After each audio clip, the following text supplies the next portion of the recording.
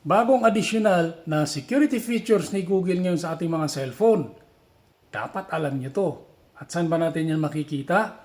Eto, panoorin nyo. Pumunta lang sa inyong cellphone settings. Then mag-scroll up. Pindutin itong Google. I-tap itong all services. Mag-scroll up ulit. I-tap itong theft protection.